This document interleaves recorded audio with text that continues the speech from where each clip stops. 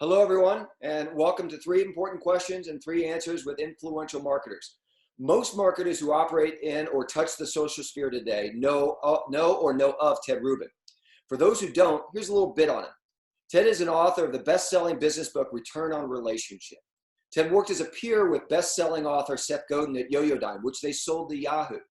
He went on to be CMO of Elf Cosmetics and later led marketing at Collective Bias until the firm was acquired by Inmar.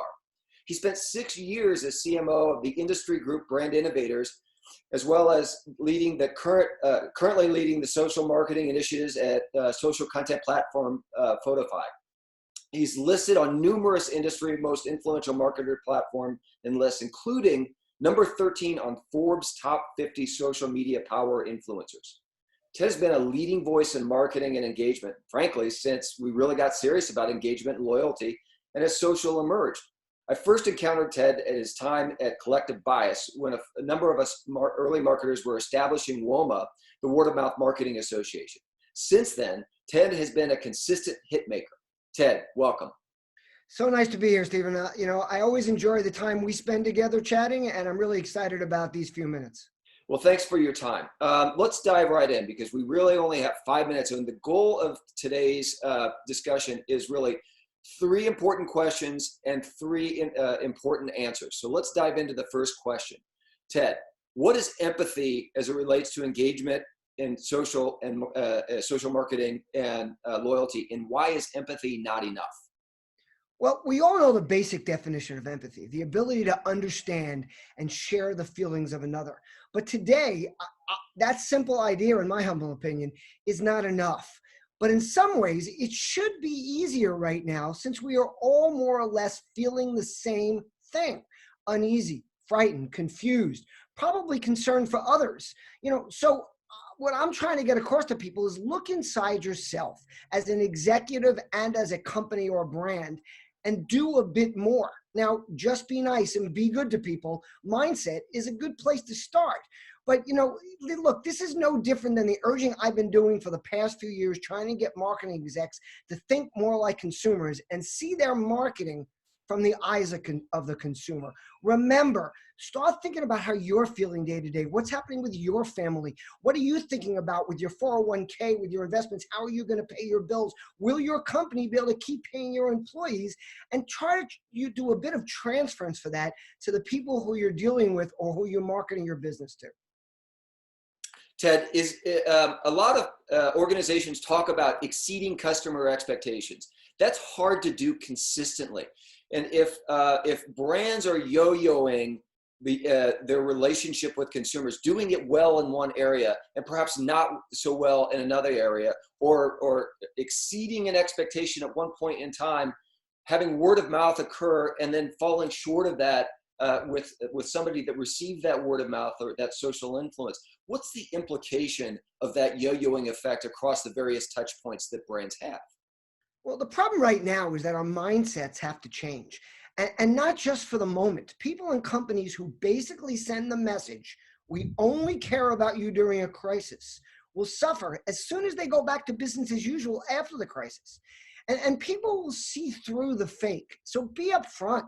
Let them know how you plan to put people first. Do what you can to support them, not just to try to sell them something non-essential, when right now essentials and being prepared is what matters. This is the perfect opportunity to build your brand as something that can last for the long term, to show people it's not just about the moment. And remember, before this, there were other moments. Moments were times of year, holidays, other types of crises, whether big or small. Now we have something that's a worldwide crisis. So of course, everyone's basically stepping up, or at least hoping. Certainly we don't see the cruise industry doing that, but there are a lot of industries that are, but you need to make this part of your brand ongoing. At least that's the way I see it. No, it's interesting you say that, Ted, and I think you're absolutely spot on in the sense that brands are outreaching and showing empathy and caring during a time of crisis. As an example, there's a brand that I've been a loyal customer with for close to 25 years, and I'm at a relatively high loyalty status of them. And over the course of 25 years, I can only remember one time when I got a heartfelt outreach from a senior executive that didn't talk about my engagement in the brand, how many points I had, what they're doing to make loyalty easier. It's only now that they're communicating, hey, we're all in this together. Because is that them being on defense? Well, of course it is, and it's rather pitiful.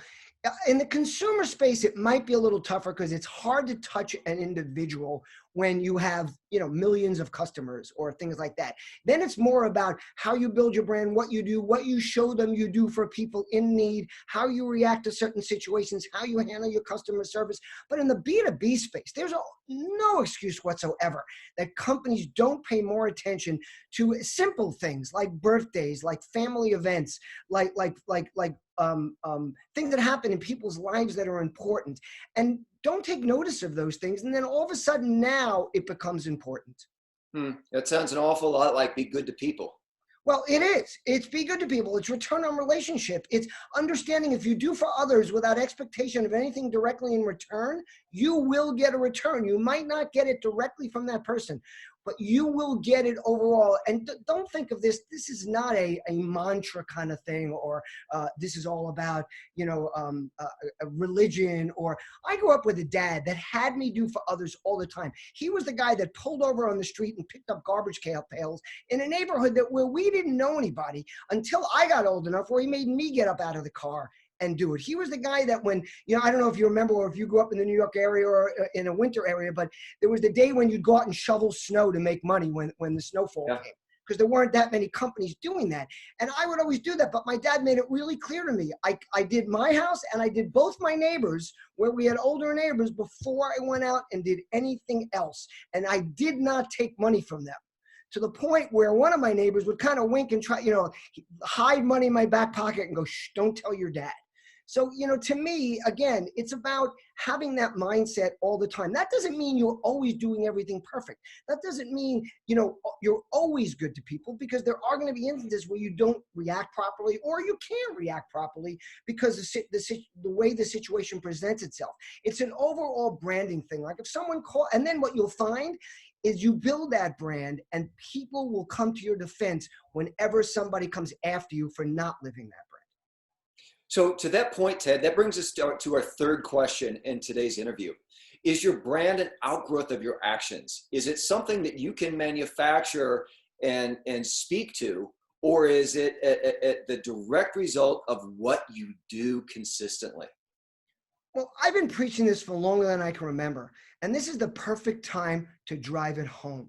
A brand is what a business or a person does.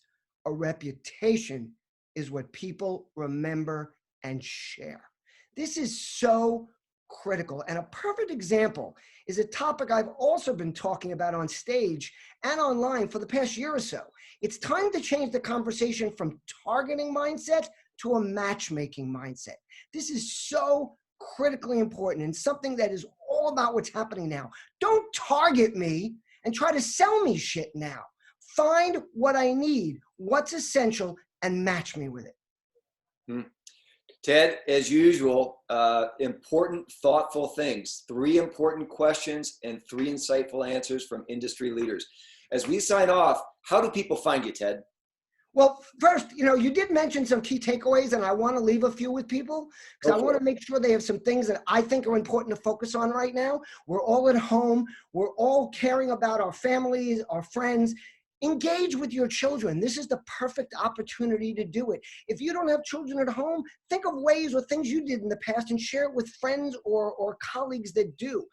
Take care of your elderly family and neighbors and do it responsibly. These people, and by the way, some of them are the least scared. Either they're like, hey, I'm 85, 90 years old. What's the difference? Or they're not paying attention to the news or other things the way that we might be. Do for them, advise them, tell them to keep their distance, go shopping for them, do the things you can do to help them. Help your business community. And I don't mean necessarily, give them money, but give them ideas, give them your time. Be willing to, I've been on the phone, every day, people are like, why are you so busy? I'm not selling anything. I'm taking calls like this one and with other people. And I'm just commiserating with people when I don't have an answer to their questions. And then 2 last things I'll tell you is improve yourself. This is a perfect opportunity to learn. My business partner, John Andrews, has always wanted to learn how to speak Spanish. He liked to joke that it's been on his annual New Year's resolutions for the last 10 years. And now he's finally taken some time to do it. Work out.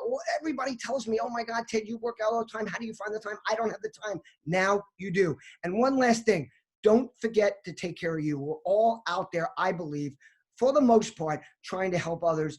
Think about how you can take care of yourself. And always keep in mind that relationships are like muscle tissue. The more you engage them, the stronger and more valuable they become. And now there's no better time to exercise those relationship muscles. And to answer your last question, I'm easy to find. I'm Ted Rubin everywhere, Twitter, Instagram, even on TikTok, although you won't see me there that often.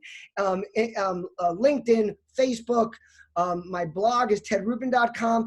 And listen, if you want someone to talk to or you need some advice, it's 516-270-5511. Not only do I actually answer my phone, but if you get voicemail, you can leave a voicemail because my voicemail box is not full, because I call people back and then I remove the email so others can leave me voicemails.